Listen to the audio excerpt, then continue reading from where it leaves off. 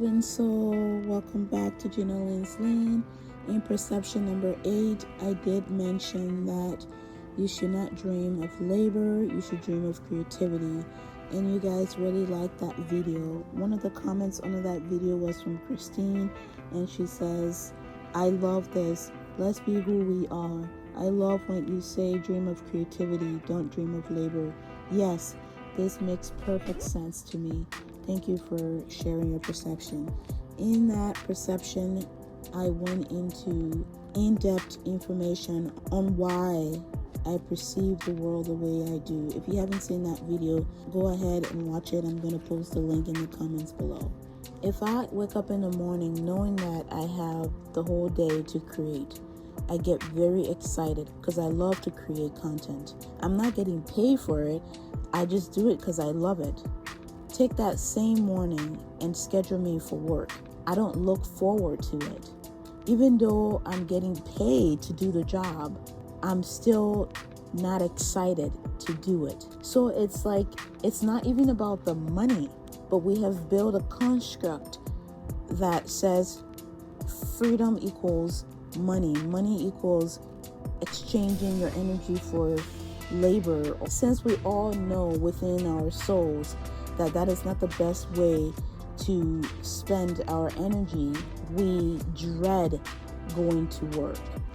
You can get paid $6,000, you can get paid $100,000, and you can still be sad. So it's not about the money. It's not even about the freedom. There's a TikToker, I'm gonna put his name on the screen, that says, we don't want money, we don't want freedom. What we want is to stop being anxious. And it makes so much sense. I'm gonna put his name and you can go listen to the whole thing. So on that note, let's jump into the perception part of this. It's been years since I've seen Lost, and I'm back watching that TV show. There is a scene with the two men in the bunker watching this tape, and I'm gonna read out what the tape says, and I will tell you how I perceive it, and then the questions will come after. Tape, not only for prosperity, but for the ongoing refinement of the initiative as a whole. As Karen herself has written, careful observation is the only key to true and complete awareness. Your tour of duty in the peril will last 3 weeks, and during this time, you and your partner will observe a psychological experiment in progress.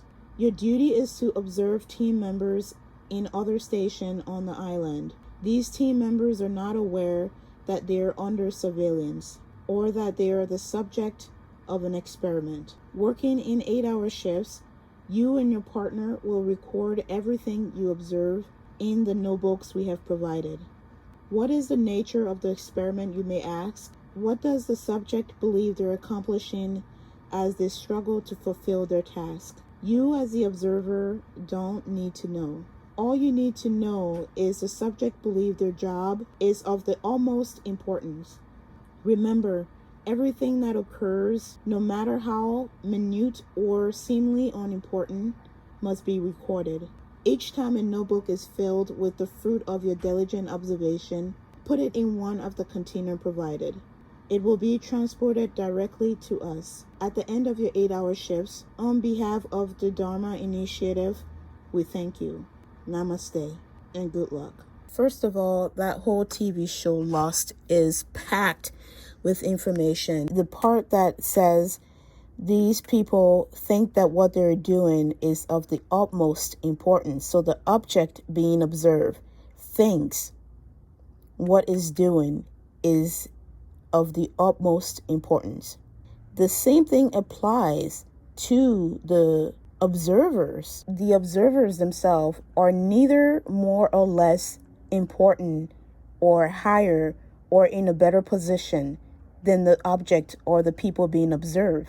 The observers are working 8 hours a day shifts, thinking that they are doing something that is of the utmost importance, just like the object they're observing, the people they're observing, thinks that what they're doing to survive is of the utmost importance. So what they're doing, both parties are doing, is upholding either an idea or a system that is already in place with their own levels of moral compass and these beliefs. It keeps them going. There are times that comes where they ask themselves, what would happen if I abandon this system? What would happen if I don't push the numbers?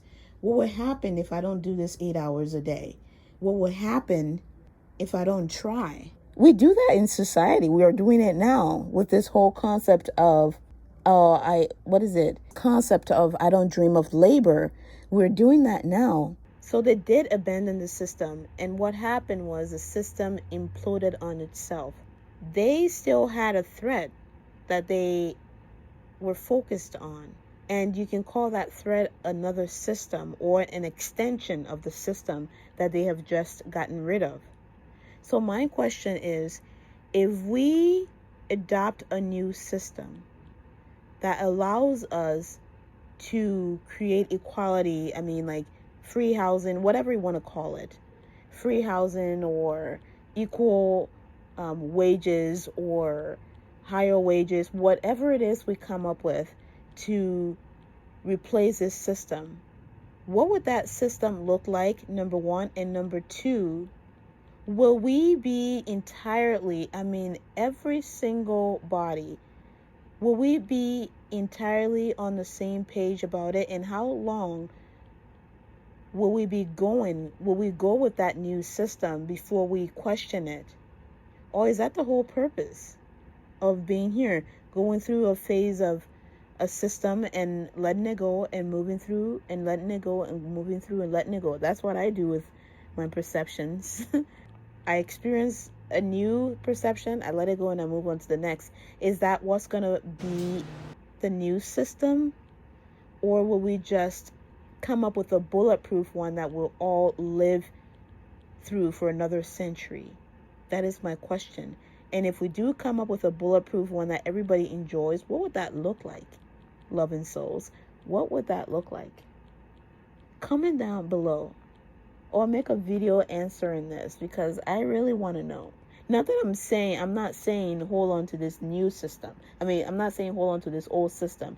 I'm just curious on what will happen as we move forward with new system or with a new system.